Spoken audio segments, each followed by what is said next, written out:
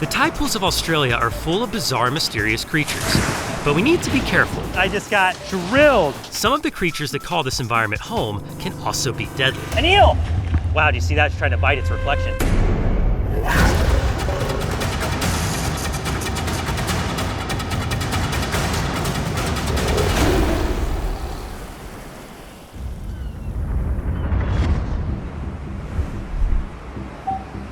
What's going on, Brave Crew? We're back in Queensland, Australia, about to head off for another epic tide pool adventure. And we absolutely love these tide pools because they're jam-packed with super unique creatures, including some of the most deadly on Earth.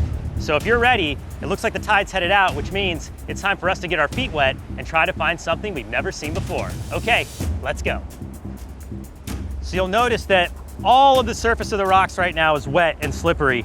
We want to move extremely slow. The last thing we want is for someone to take a nasty spill because we're moving too fast. Looks like there might be some more pockets ahead. Let's head up a little bit further this way and make moves toward the point.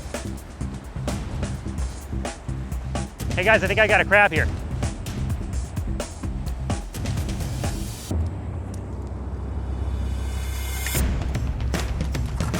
Got him, haha!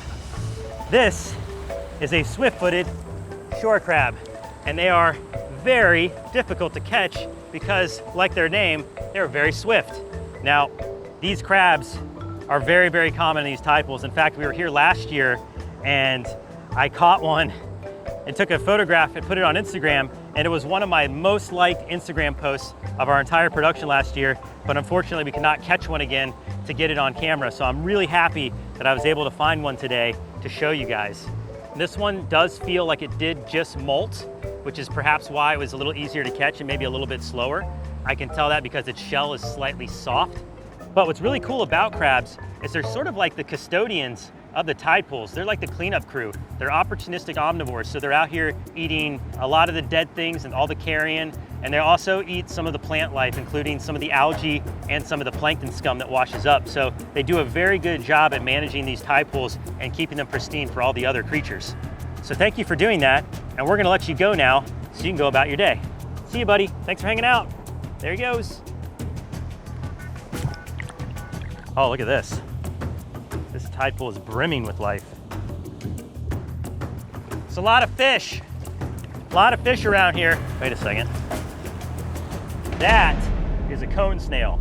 And cone snails are very venomous. So what I want to do real quick is I'm going to place the cone snail on this glove. This is actually sting proof and bite proof to use when you handle venomous creatures. All right, there you have it. You can see that patterning on the shell, and that's how I was able to identify it as a cone snail. Some might say this is actually an aposematic coloration because of how venomous this creature is. You can actually see its foot reaching out to right itself right now. That's pretty cool. All right, so let's talk about what makes a cone snail such a lethal predator. They're actually armed with a very specialized radular tooth up by their mouth that can actually shoot a venomous barb out like a harpoon to dispatch their prey. Now this barb is laced with a neurotoxic venom, so it immediately paralyzes the prey, so then the snail can catch up and consume it.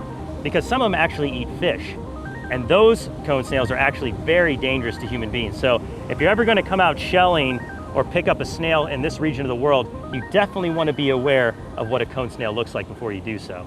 All right, let's put it back and see what else we can find out here in the tide pools. Well, I have good news and bad news. The good news is we've already found some pretty cool animals. The bad news is the weather that's been pushing through the last few days is really not letting this tide drop quite as low as I thought it would. So I have a GoPro wearable that I'm gonna throw on my shoulder, and I'm gonna head out there with this net, get in those rocks and hope to get lucky.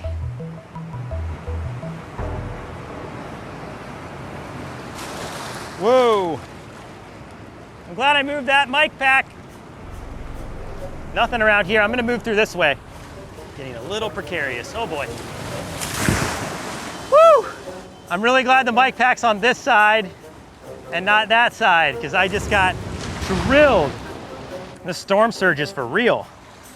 Okay, let's make our way around here. Getting soaked.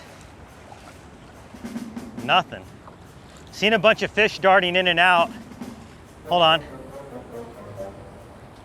What's that? There's something right there. An eel! Oh my goodness. Check this out. Wow.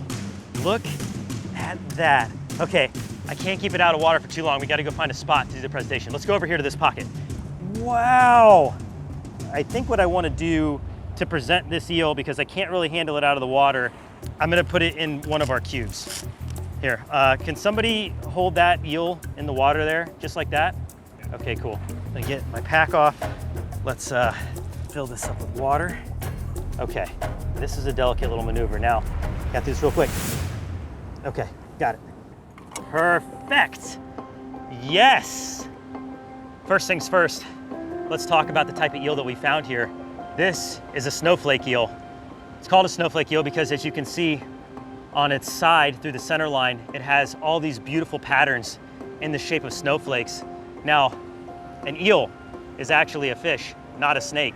A lot of people confuse these animals with snakes, with sea snakes, and they are not venomous like a sea snake at all. Although they do have razor sharp teeth. In fact, they have 2 rows of teeth on the top, 1 row of teeth on the bottom, and then get this, inside their throat, they actually have another set of jaws called the pharyngeal jaws, which is an inner jaw structure that it uses to actually munch on its meals and draw in food as it has the rest of the prey item clasped in those front teeth, which is pretty creepy if you think about it, but a highly adapted mechanism that has allowed these eels to thrive in ecosystems like these tide pools in Australia. Wow, do you see that? It's trying to bite its reflection. Now, eels in particular are actually fairly aggressive animals. They're actually one of the animals we have to worry the most about when we're out there diving.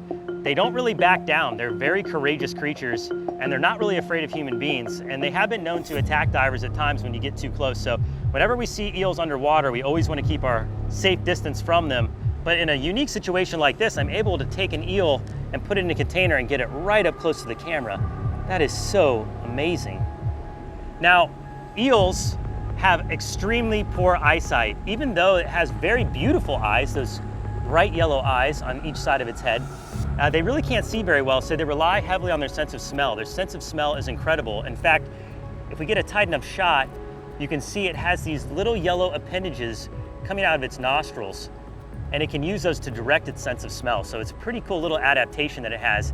And these animals, like most morays, can filter water by opening and closing their mouths and then dragging the water across their gills for respiration. Well, I say that caps off an excellent adventure today. We came back out to Australia's tide pools to find something we've never found before, and lo and behold, we find our very first eel. They will eat just about anything that they can get their mouths on. Those 4 sets of jaws are extraordinarily sharp. Does the isopod have a taste for human flesh? Let's give it a quick try. I can feel it poking around. Oh, its claws are digging in.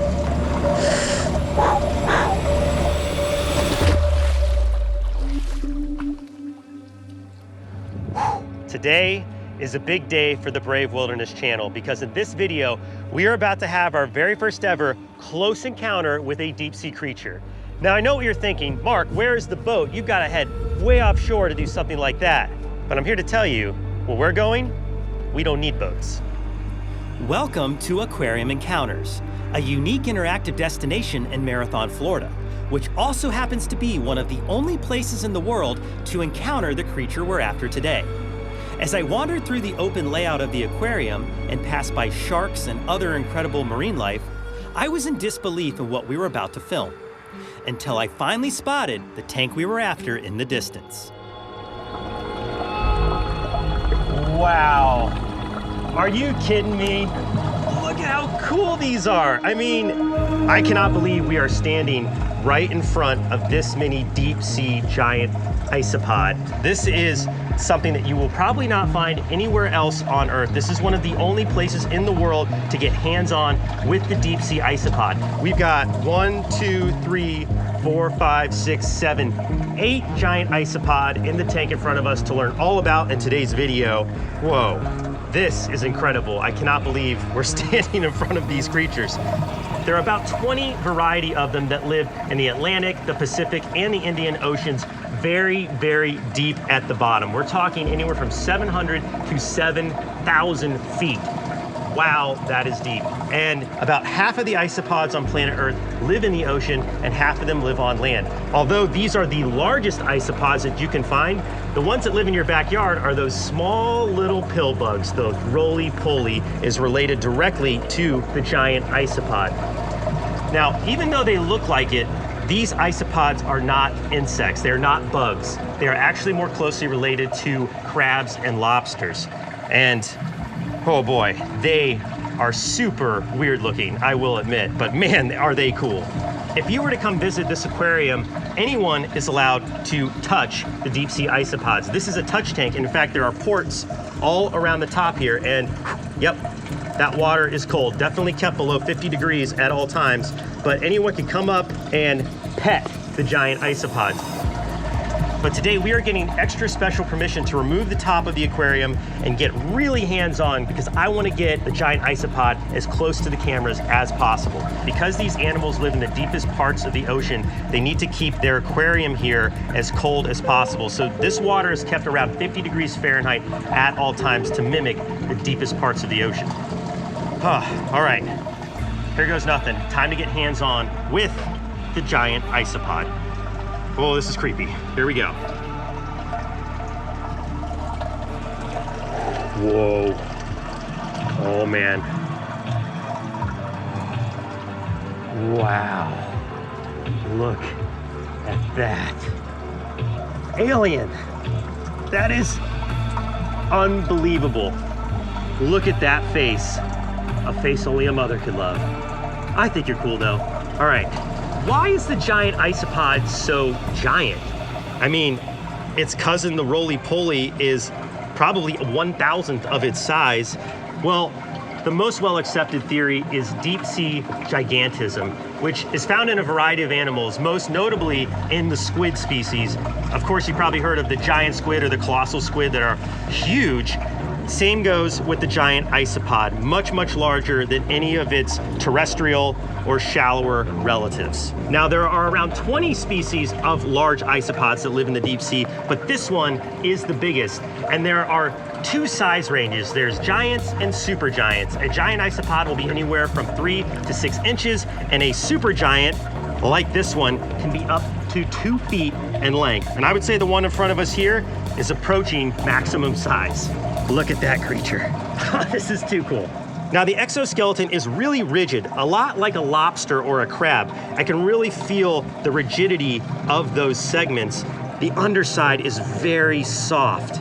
I can actually press in on the belly of the beast. That is wild. I did not expect a giant isopod to have softer parts like that. And on the underside here, we have the pleopods, which can also be found on animals like lobsters. And these are the swimming appendages of this animal. Yes, believe it or not, although this looks like an insect that can only crawl around, the giant isopod is an excellent swimmer. And what's also really cool about the pleopods is these are the appendages that allow the animal to breathe. There's actually a gas exchange that occurs in those parts of the animal. The legs feel super creepy, but not that menacing. Now, we'll move up from the legs and we want to take a closer look at that head.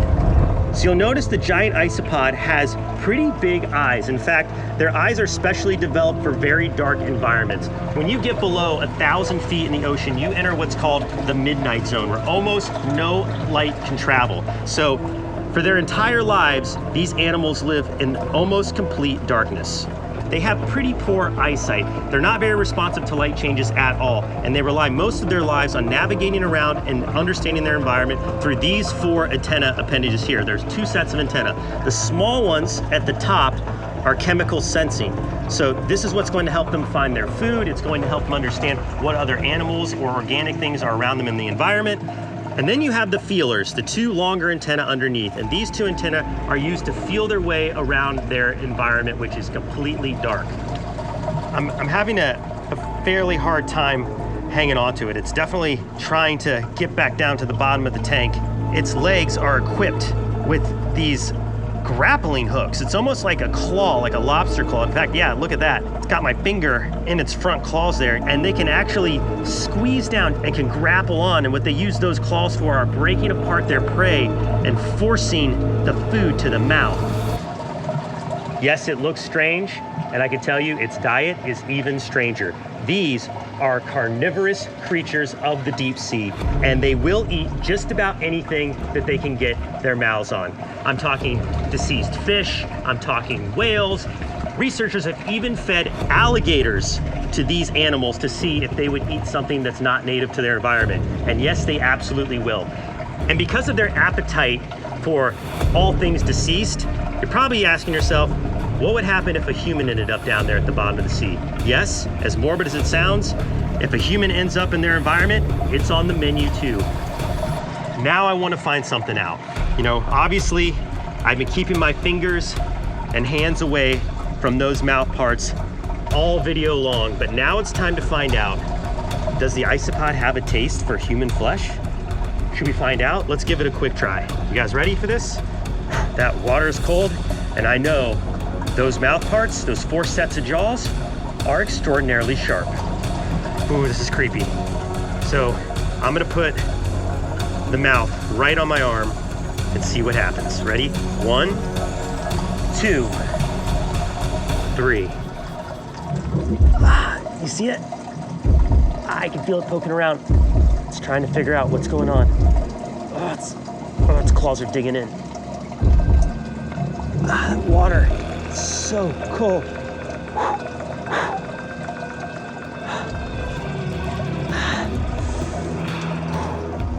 Nothing. Just wants to hang out.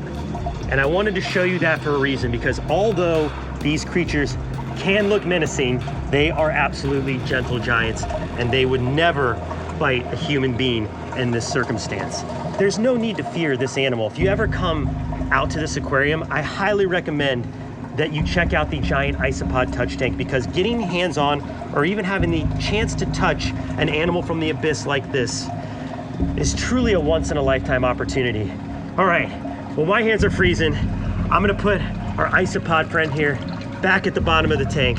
I hope everybody at home enjoyed this look at our first ever deep sea creature. A war is being fought in the jungles of the Congo. And the outcome will decide the future of Africa's most endangered wildlife.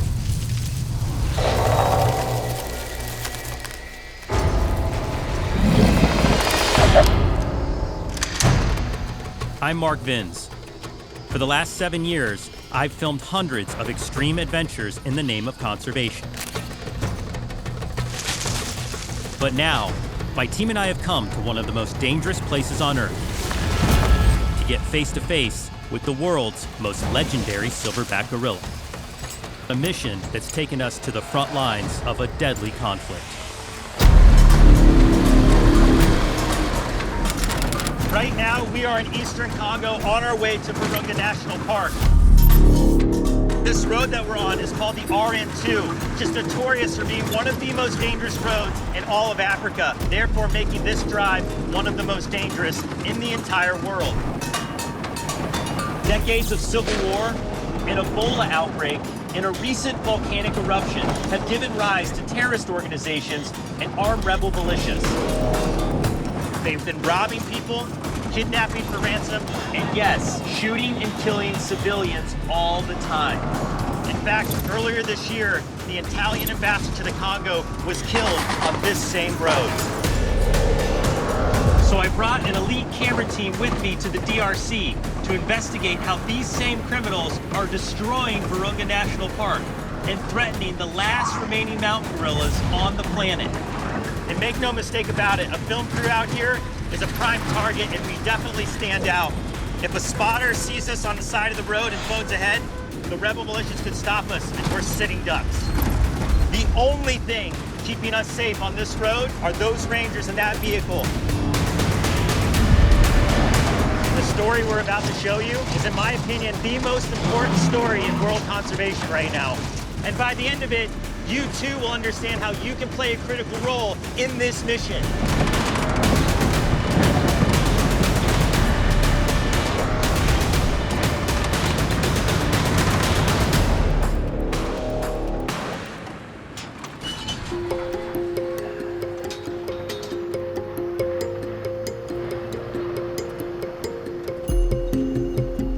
right, we made it to Kabumba. We're here.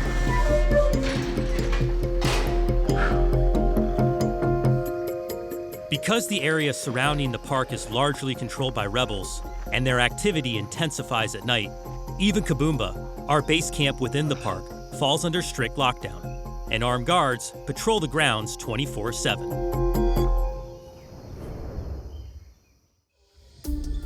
At first light, we gear up and prepare to ascend the mountain.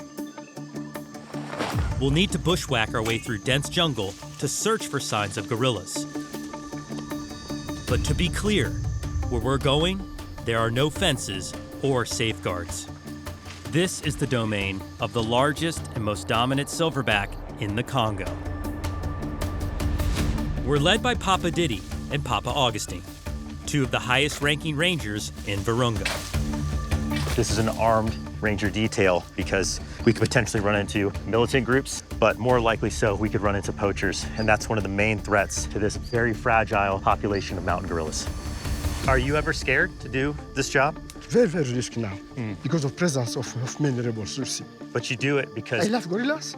I have to say, okay, if I die, I die, and if the gorillas are safe, okay. As we advance, we encounter our first test, proving some obstacles are more menacing than they might appear. So this is a huge ant nest. They call them red ants out here. They look a lot like a leafcutter ant. Big nest. Oh, yeah. Yeah, see that? Ah, yeah, he's biting me. Ah. Yeah, check that. Pop 2 holes. Ah. They're all up inside my boots. Ah, my gosh. Woo, ow. Okay. Clearly, wildlife encounters can be unpredictable. That's why it's so important to have rangers like Papa Diddy, with over 30 years of experience under his belt, lead us into the gorilla sector. They are wild animals. The silverback can believe that you want to catch a baby or to catch a female. If the gorilla charge, do this. Don't try to run. Take a sitting position, look down. When I approach them, I do to tell them that don't be worried and to try to quiet them. Yeah.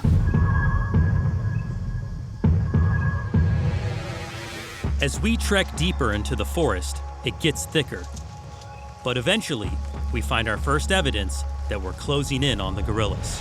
This is a nest where the family slept last night.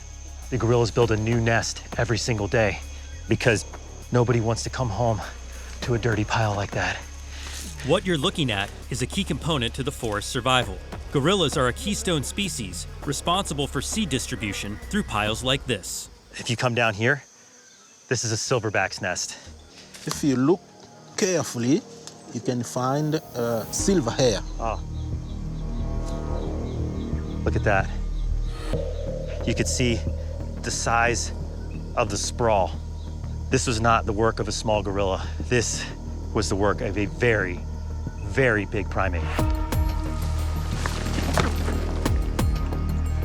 As we close in, I'm reminded that we're exposed. There will be no barriers between us and the gorillas. And because we share nearly 99% of our DNA with them, we can also share illness and disease. So we mask up as a precaution.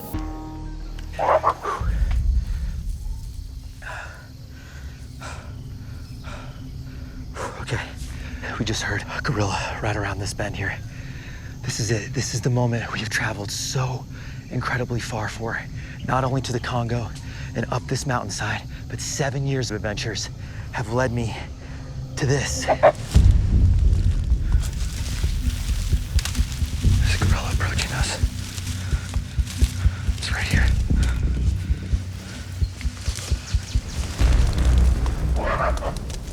My hands are shaking. My heart is beating out of my chest. Oh my gosh. They are serious. Are we safe? Oh my gosh, geez, film that. Film his face. Oh my gosh. Okay, that was insane. The two silverbacks in his family were fighting for dominance, and you could see where there's actually battle damage. The subdominant silverback is bleeding from the face.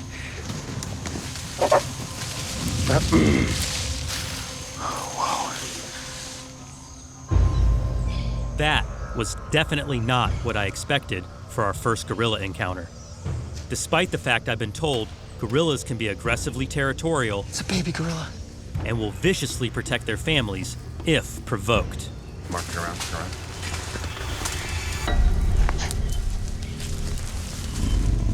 Silverback gorilla.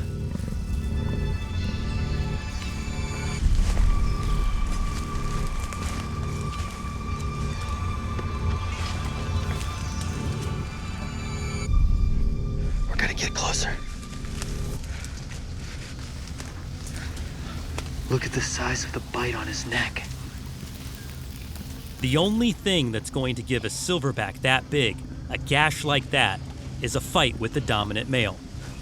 That tells me this is not the silverback we're looking for.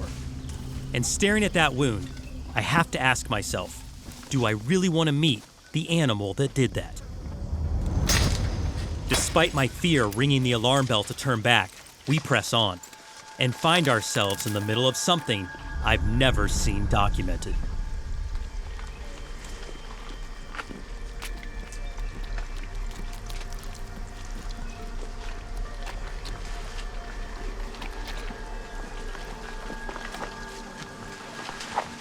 It's a bit of a gorilla feeding frenzy. They found a banana tree and they're literally ripping off the inside of the plant and eating it from beneath. Gorillas are almost entirely herbivores, and during the dry season they binge on wild banana trees for sustenance and hydration. A feast like this is extremely rare to witness. Making it this far into the family unit has me wondering, is the dominant silverback still in the distance? Or could he be watching us from just behind the brush?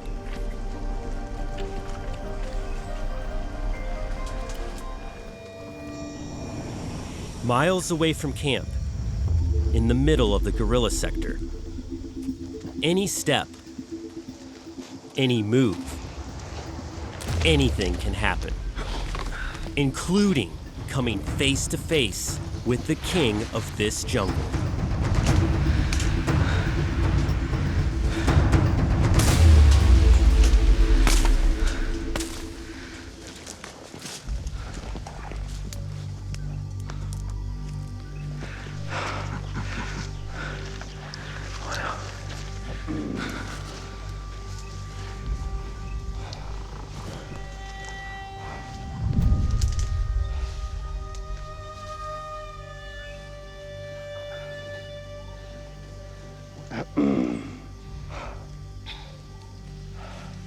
I can't believe this is happening.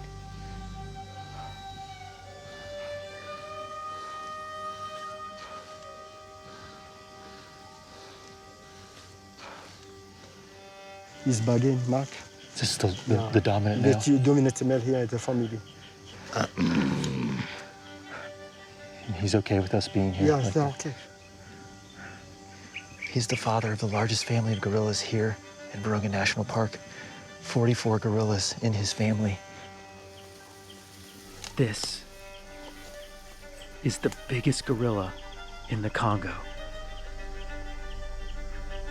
As the dominant male in his family, Begeni calls the shots. He's responsible for determining where the family travels, choosing its daily activities, and fathering the vast majority of the offspring.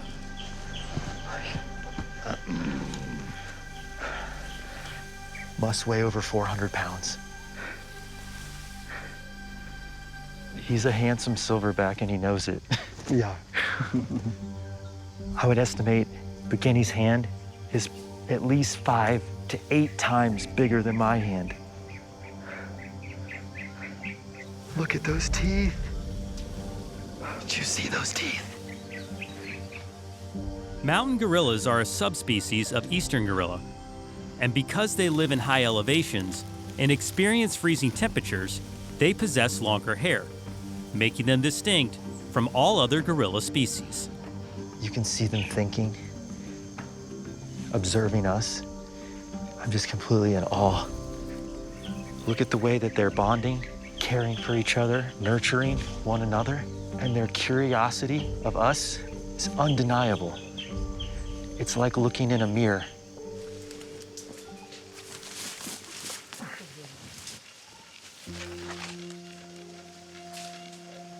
So how many gorillas are around? Maybe 30 can be was around, 30 gorillas. What we're witnessing is progress. Decades of poaching and habitat destruction brought the mountain gorilla population down below 400 individuals. But in recent years, they've crested back to over 1,000, proving the conservation efforts led by Virunga's rangers are working. However, the gorillas still remain an endangered species, and their future remains uncertain. Oh, wow. I don't know if you call that a wildlife encounter. It's almost like looking through time, like our ancestry, being in their family.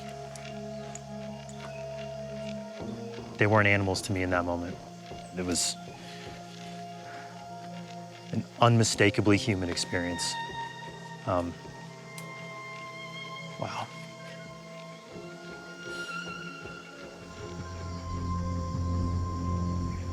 Encountering gorillas in the wild was, to say the least, life-changing. But our mission is far from over. Virunga National Park spans more than 3,000 square miles and is home to over 50% of the animal species on the continent. It's also Africa's oldest national park and part of the second largest rainforest on Earth, making the lungs of Africa a critical battleground in the fight against climate change. Unfortunately, protecting gorillas is only one of the battles. Criminal factions are poaching wildlife and burning the forest at breakneck speed, and their actions are affecting all of us. As I begin to understand this firsthand, I'm compelled to go deeper into the heart of the conflict, even if it means going behind enemy lines. There are militia units below us, and they're hostile to the park, so they would fire at us. Are we safe being up here in this airplane? If we're over 2,000 feet, the bullets, they don't even penetrate the skin. Emmanuel Desmarode is the director of Virunga National Park. Having served for over 30 years, he now commands the Ranger Battalion that defends it. And right now, he's flying us up to Lake Edward, one of the most conflicted front lines of conservation in all of Africa. For years, it's been a victim of mass poaching and a prime target for illegal mining activity. We're starting to get into much more of a militia-controlled area here. Up to about here, it's the FDLR militias, and then further north, it's these Mai Congolese militias, who historically have been very, very violent. How often are your rangers being confronted with these militia rebels? Typically 2 or 3 confrontations every week, so it's every few days, yeah. Over 200 rangers have lost their lives in clashes with militias. In fact, just 4 months prior to our arrival, half a dozen rangers were gunned down by rebel forces. Yet despite the frequency of the brazen attacks in this area, it's where we must go if we want to understand the causes that undermine the foundation of the park. And to see the impact of those threats on the wildlife, we'll need to get within striking distance of Africa's deadliest animal. Lake Edward's 900 square mile body of water and its fish sustain hundreds of thousands of people, and the linchpin for all of it is the hippopotamus. In order to get a closer look at one of the last pods of hippos left in eastern Congo, we must leave the safety of our boat and set out on foot. Wow. Look at that. That's a lot of hippos. Yeah. Although they appear slow, and at times even docile, hippos are the most dangerous animal on the continent, responsible for more human deaths than any other mammal.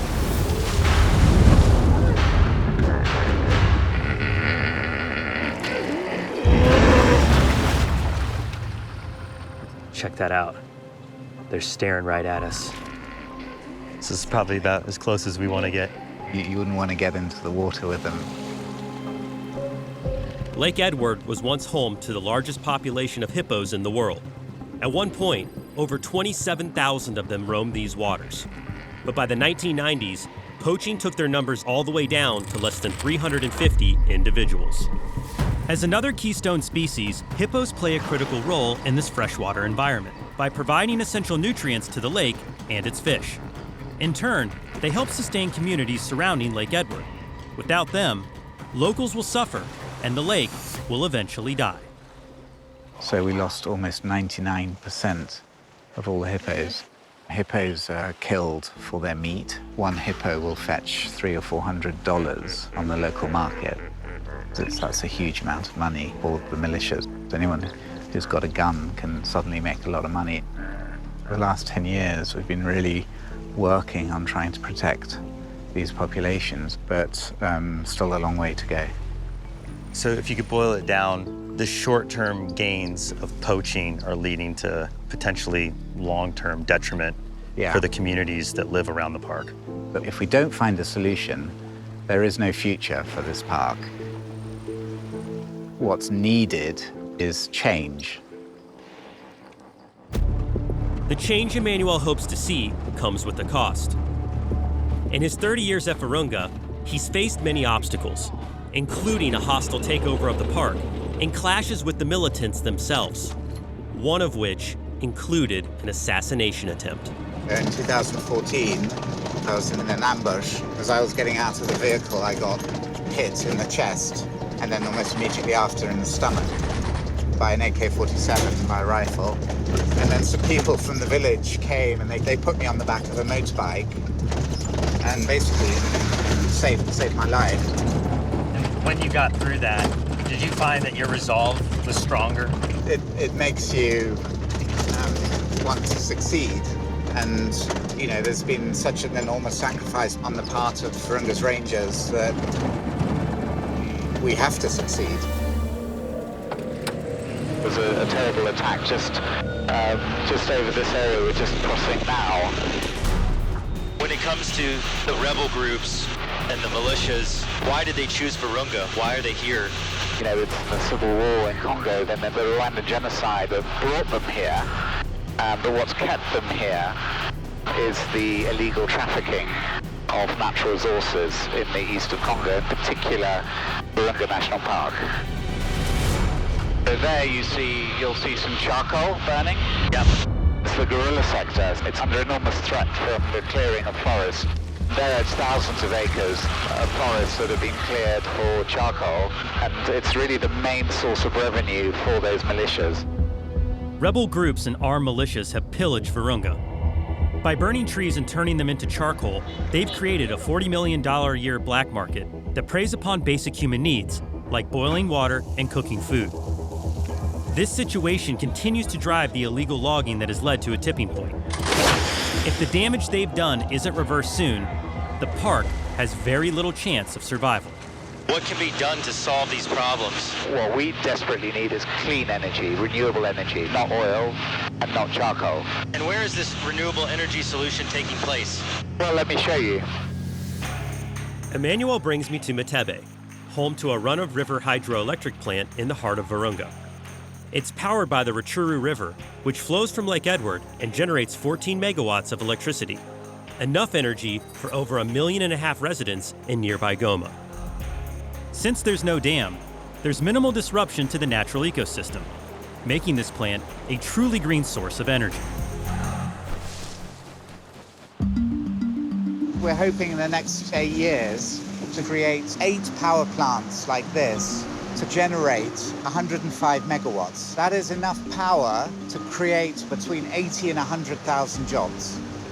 Enough to draw out all the young men and women from the militias and work on a whole new instrument for bringing stability to the region.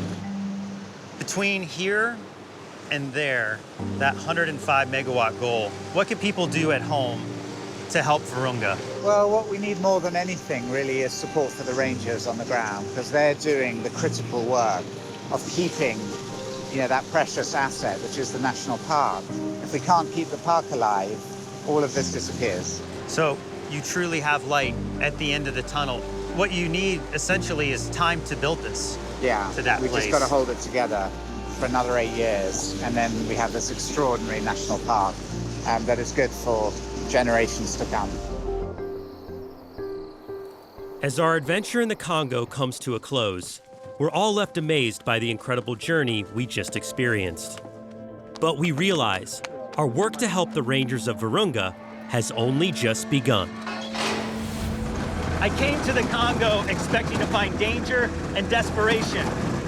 However, what I found was hope for a brighter future, but it's by no means guaranteed. The challenges here are very real, and the stakes couldn't be higher. For far too long, we've left the poorest people in the world to solve this problem alone. So what can we do? First, we can tell our friends and family about this story. By sharing this video, we can raise global support for Virunga. Spreading awareness is a simple way we can all be part of this solution. Second, we can buy the Virunga Rangers the one thing they need more than anything else: time. 8 to 10 years. That's what it's going to take until the majority of this region has easy access to electricity. And the demand for charcoal and poaching of wildlife for profit is all but eradicated. Until then, Virunga's rangers will continue to have targets on their backs as they tirelessly defend against the factions who decimate its forests and brutally hunt its animals to extinction. But the ranger program and the very lives of each and every ranger hangs by the thinnest of threads. Instability in the region has crippled the flow of funding to the ranger program, and without it, neither the rangers or the parks stand a chance. Without the funding they need to continue their work, the ranger program goes away. And without them, the park and its wildlife will be destroyed. If that happens, millions of people in this region will face starvation, and the planet will lose one of its most valuable weapons in the fight against climate change. That's why we're partnering with Rewild.org and its founding board member Leonardo DiCaprio, as well as another very special supporter. Hello, I'm Jane Goodall, and I'm joining Brave Wilderness and Rewild.org in calling attention to this urgent issue. It's imperative that we all come together and take action by giving to Virunga's Ranger program and sharing this story. It costs just $16 to keep a ranger in the field for a day. By donating, you can help keep Virunga's Ranger program alive. The work that the rangers do to preserve the park is essential, not only for the wildlife, but also for everyone that lives there. Every dollar counts, and 100% of the money you give will go directly to Rewild for Virunga's Ranger program. And if you're unable to give, then please join us by sharing this video far and wide. The time is now, and the power to make change is in your hands. We can help save Africa's oldest national park and its endangered mountain gorillas. Tonight, we are on the hunt for something truly bizarre, as I hope to encounter the aliens of the reef.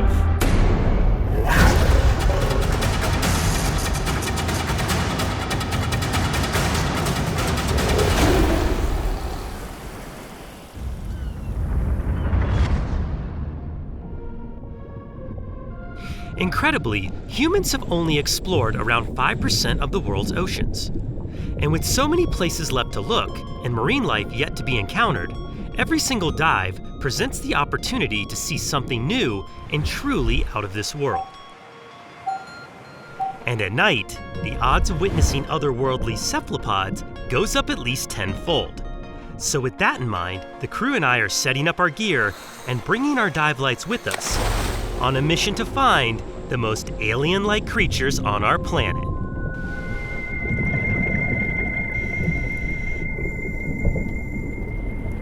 My eyes struggled to scan the empty space around me for a glimpse of anything. But just like that, we have our first visitor. Drawn in by my camera lights, I find these Caribbean reef squids stunning and very interesting to observe. Oddly enough, it actually might be as equally interested in me. They can be quite the characters and are extremely intelligent. It's mesmerizing how its bright coloration and translucent skin glimmer as it flutters its fins against the dark, inky water. Isn't it incredible how it can remain in perfect position with so little effort? Closely related to octopus and cuttlefish, these torpedo-shaped cephalopods have 10 appendages set in front of 2 very large, complex eyes. And while Caribbean reef squid are normally social creatures, seeing one all alone isn't that uncommon. Wow, they really are something. What an interesting creature to kick off tonight's dive.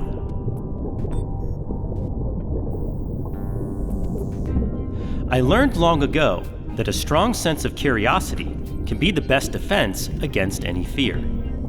Curiosity, like our dive lights, can illuminate our minds to focus on what we can see instead of imagining what figments may exist beyond the shadows.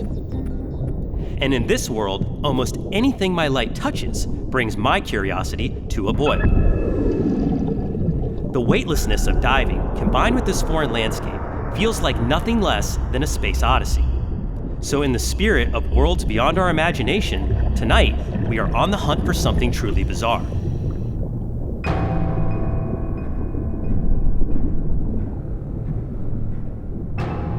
The walls of the reef are really impressive, covered in brightly colored sponges that tower up at steep angles, giving way to flatter coral beds. Wait, what was that? I heard a crunch, like some sort of popping sound. Whoa, that's what I heard. That grunt just smashed that smaller... Oh, and look at that! There's an octopus! Did you see it before it changed color? That's a Caribbean reef octopus, and a big one too. Now they can be extremely difficult to find, but once spotted will flicker with color. And these color displays are remarkable. It's both attempting to blend in with the reef to camouflage itself, and just when I get close enough, does that. That is a defensive display. It's incredible how adaptive these creatures are. Not only able to change color, but also able to change their shape and skin texture completely. Seeing these behaviors is very rare. This is actually the first time I've ever witnessed it. Now let's talk about danger. All octopus are venomous, including this one, and use their beaks to inject their prey with a toxic saliva that paralyzes them while they're consumed. However, unlike their smaller cousin, the blue ring octopus, this species does not have a lethal bite when it comes to humans. But besides their venomous ways and bizarre appearance, these animals are indeed strange, having 3 hearts, 360-degree vision, and possessing inexplicable intelligence has some scientists suggesting that these creatures are indeed aliens from another world. In fact, there are few fossil records to suggest otherwise, but we'll save that debate for another video.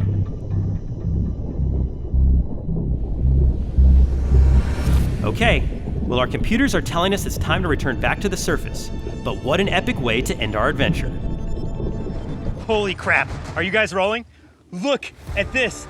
That is a Cowkiller. We literally were out here filming me getting stung by a giant desert hairy scorpion, and we were taking a break, and I came over to this pasture and I saw this Cowkiller scurrying around. Oh, they're fast. They're super fast. Got it. Woo! All right, I think it's my turn to go arm to stinger with one of the most painful stinging insects on the planet, the Cowkiller of Arizona. Let's go, guys.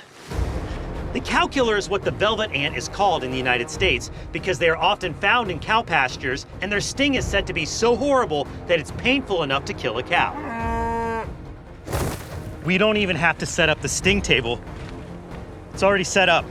Luckily, the sting of that giant desert hairy scorpion wasn't that bad. Oh my God, the venom spray, did you see that? So I'm gonna be able to hopefully endure one more before we head home. This is the insect responsible for our most famous viral video ever, with over 83 million views. But I haven't yet taken the sting from this one. Okay, let me get back here. You all right? And not only am I going to attempt this sting test, but I will also be putting the most famous sting in Brave Wilderness history on our brand new and improved Bite Sting Index, where I will rank this sting on intimidation, pain, and aftermath, ranking each from 1 to 10, and then taking the average score to see where the Cowkiller falls on the official Brave Wilderness BSI. So the first impressions of this Cowkiller, which is a velvet ant, is that it looks a lot different than the Cowkiller that stung coyote years ago. It has the exact same patterning and fur, but instead of a red abdomen, it has almost like a burnt orange coloration. And that's the cool thing about velvet ants. They come in a variety of shapes, patterns, and colors. And velvet ant species can be found all over the Americas, but I happen to think the ones here in the southwestern United States are some of the coolest looking of all the species. It's called a velvet ant, but it's not a species of ant at all. In fact, it is a wingless wasp. The males of this species actually have wings and fly around, but they don't have stingers. Only the female velvet ants have stingers, so we know because this one doesn't have wings, it's definitely gonna be able to give me a sting. Now, I have been stung by another species of velvet ant before, the panda ant, where I was the first person to ever document being stung by this species down in Chile. Ah! Ooh, yeah, okay. Definitely took a really good sting and a bite. Ah! I saw a lot of the comments. People were asking, hey, how does that stack up to the velvet ant in Arizona? And I didn't know because I've never been stung by one. Well, I'm about to find out, and so are all of you. Oh man, the reality of this just set in. I have the sting kill out. I will treat this sting with the sting kill as well. This is not a paid ad. This is just something I'm curious about. Of course, I've got an EpiPen just in case I have any kind of crazy allergic reactions. This is a first aid device that will help me get to emergency medical attention should I need it. Hopefully this is just a lot of pain and we don't have to go down that route. And with that, let's get a look at the stinger of this insect. So this is always the tricky part, getting a grip. And they're called the indestructible insect because their exoskeleton, their body, is so strong. It is way stronger than most insects. So I'm not gonna be able to crush it or hurt it whatsoever. Oh, you guys hear that? I already heard something that I was curious about. These insects have the ability to actually emit a squeak that's called stridulation.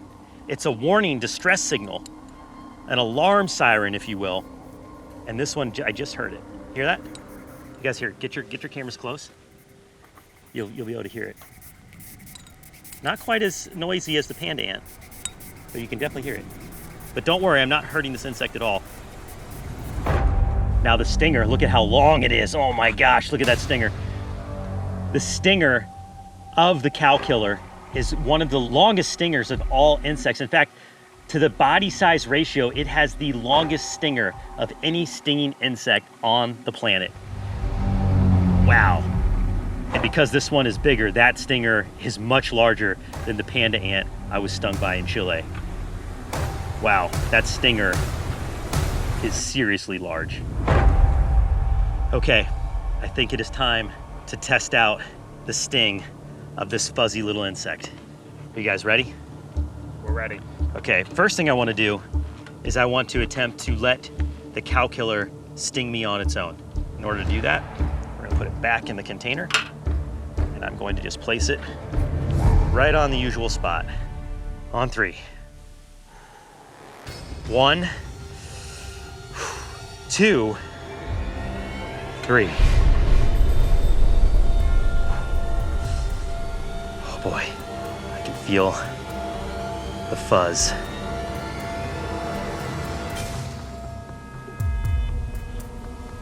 Oh, abdomen's like right against my skin.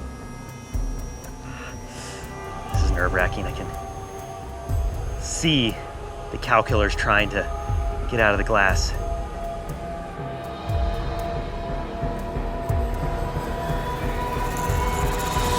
Just as I thought, not gonna sting on its own.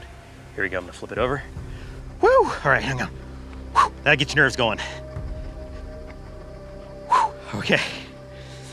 All right, so you don't really need to worry about taking a sting from this insect unless you really antagonize it by trying to grab it or hold it with a pair of forceps and let it sting you that way, which is what I'm about to do next, because I'm very curious how it stacks up to the velvet ants of South America.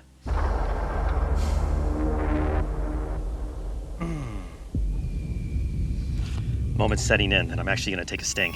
All right, let's get a good grip. Just gonna get it right on the back there. There we go. Okay, it's getting warm. She's getting fired up. You can see where I had the glass placed earlier to prove that she wasn't gonna sting me on her own, but she's definitely gonna sting me now. That stinger is firing. You guys got your shot? I'm gonna do it right in the center of that sting zone. All right, I'm Mark Vins, and I'm about to enter the sting zone with the velvet ant, the Cowkiller of the Southwest. On 3, 1, 2, 3. Ah, she's biting me. Nothing yet.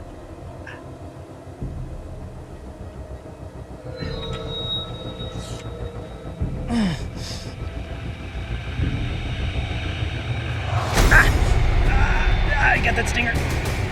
Oh yeah. Oh, wow. Oh. Whoa, way. Oh.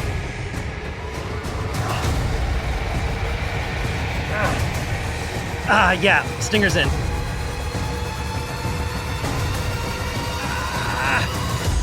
Wow.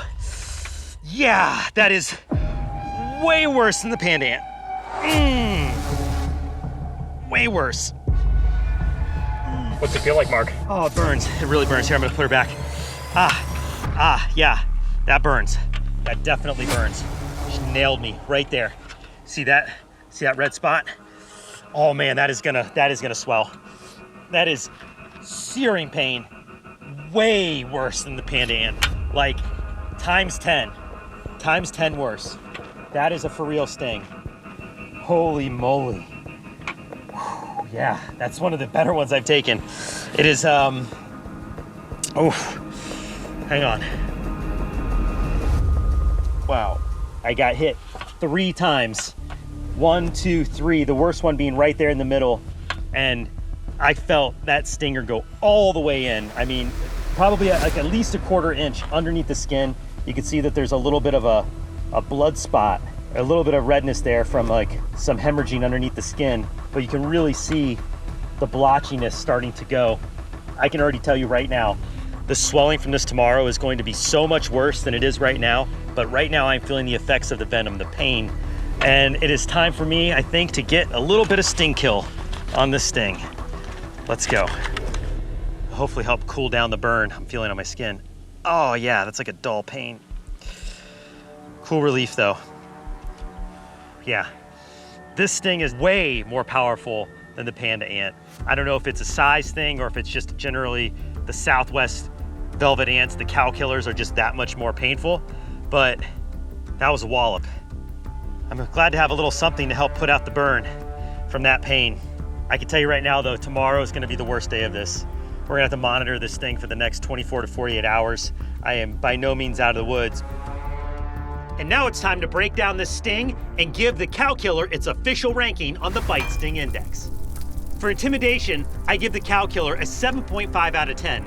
Even though they are fuzzy and colorful, once you see that stinger all the way out, all bets are off and you know it means business.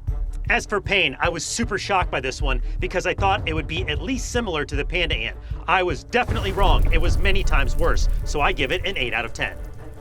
Lastly, the aftermath. The swelling and the pain spiked big time in the hours following the sting and well into the next day.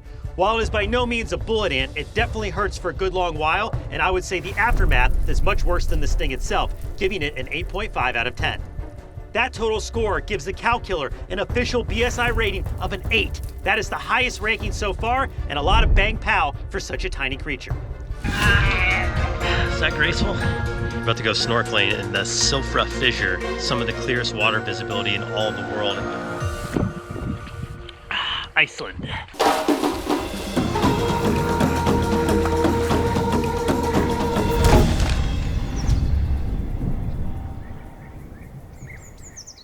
Hi everybody, I'm Mark Vins, and welcome to a very special edition of On Location, one that features just me, the director of the Brave Wilderness channel, and also the host of... Oh, I'm not allowed to say that yet? Nope. Okay, more on that later. For now, I'm just the director of the Brave Wilderness channel, but some of you might also know me as the guy who often asks Coyote, You all right? What are you feeling? You all right? You all right, man? I read the comments, guys. Yeah, that guy. But for those of you out there that have no idea who I am, hi, I'm Mark, and I'm the one who's been filming the adventures with Coyote Peterson you've been watching for the past 4 years. Now, in that time, we've gotten all kinds of questions about how we do our productions and how we make videos for the Brave Wilderness channel. In an effort to answer some of those questions, I thought, hey, why not get in front of the camera, do some base camps, do some on locations, and hopefully shed light on all things production surrounding the Brave Wilderness channel. So, to kick things off, let's start with one of the most common questions that we often get, which is, guys, how do you pick which location you're actually going to explore?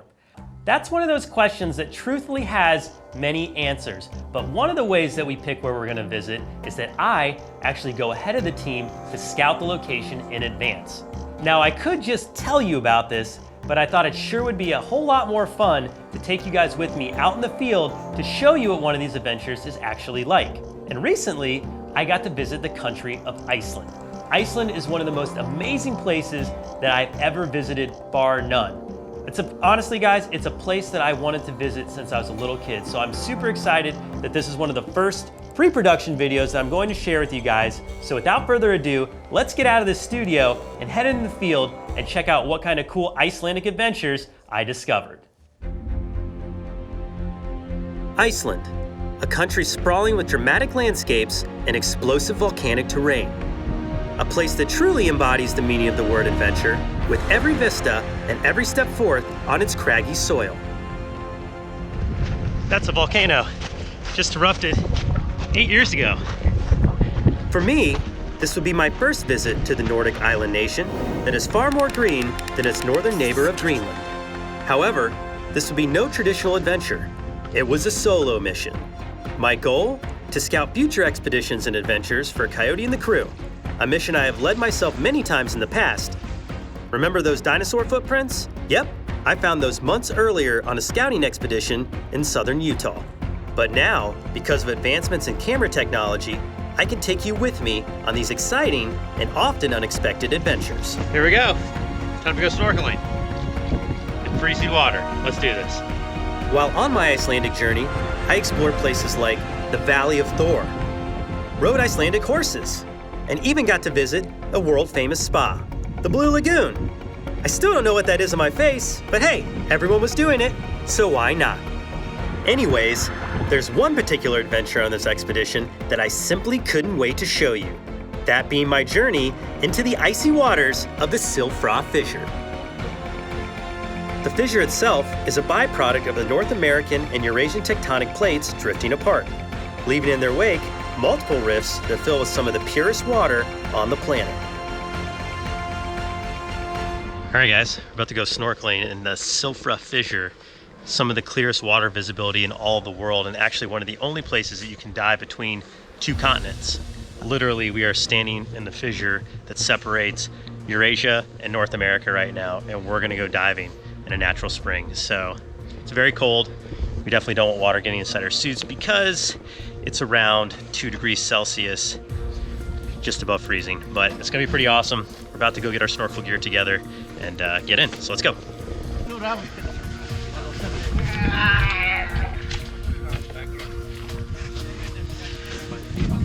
Is that graceful? Look good? No? Okay. Well, it's gonna keep you warm, so that's what's important. As I walked down the steps of the platform, a nervous anticipation started to set in. Entering 36-degree Fahrenheit water isn't something I tend to do every day. I mean, this water is only 4 degrees above freezing. Safe to say, it doesn't get much colder than this. So guys, my sister's helping us out today. Say hi to everybody, Beck. She came to Iceland with me, so she's the cameraman today. But here we go. We're gonna go snorkeling in the Silfra Fissure. Time to get in.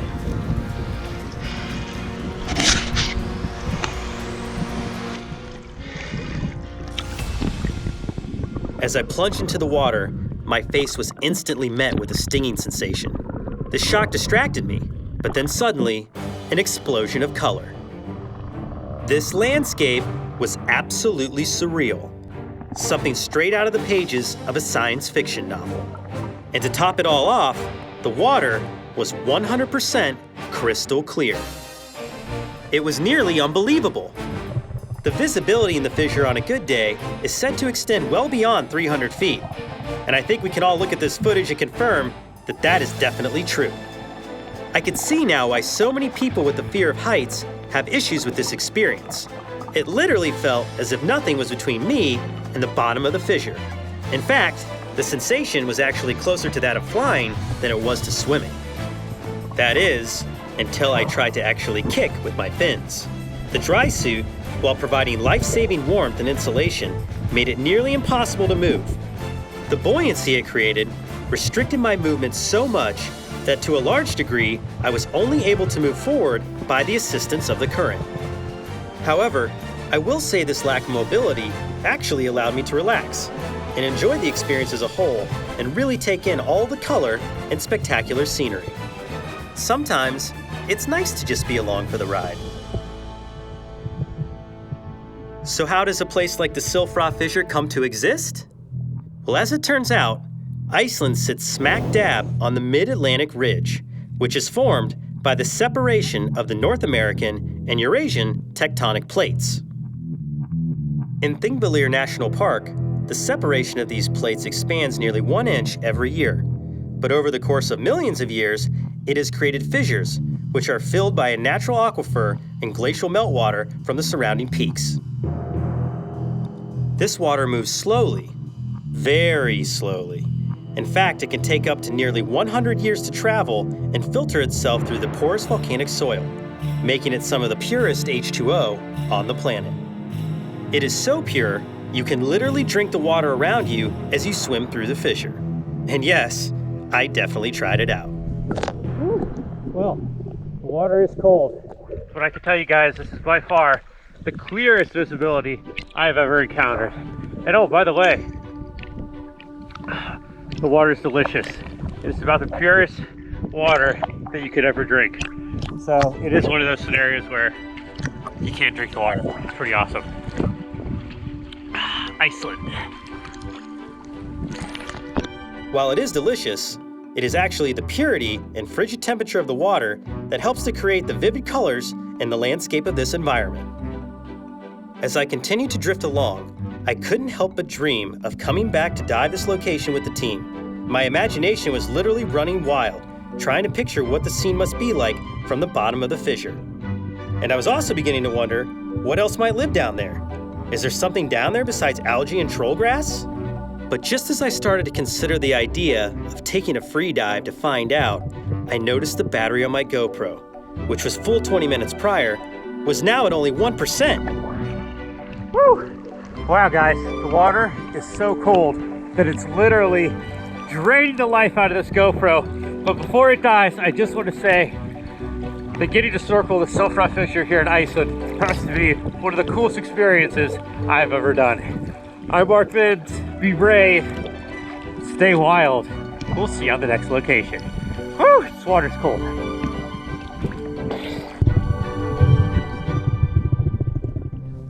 Just seeing that footage makes me want to go grab my dive gear, jump on an airplane, head back to Iceland, and get down there to explore the depths of those fissures. I can only imagine how cool it looks from the bottom. Unfortunately, we are going to have to wait a little bit longer for that adventure, guys. That was just a scouting mission, but I can 100% guarantee you that Coyote, Mario, and myself will be heading back to Iceland on an epic adventure very soon. Well, I hope everyone enjoyed this behind-the-scenes peek of the Silfra Fissure and just what it takes to location scout productions for Brave Wilderness. Did you guys like this video? Do you want to see more of these? Tell me about it in the comments section below, and don't forget, please ask me questions, guys. Who knows? Maybe I'll pick yours to answer on the next On Location. If you love animals, make sure to search for the Brave Wilderness channel on YouTube so you can join me and the crew on our next big adventure.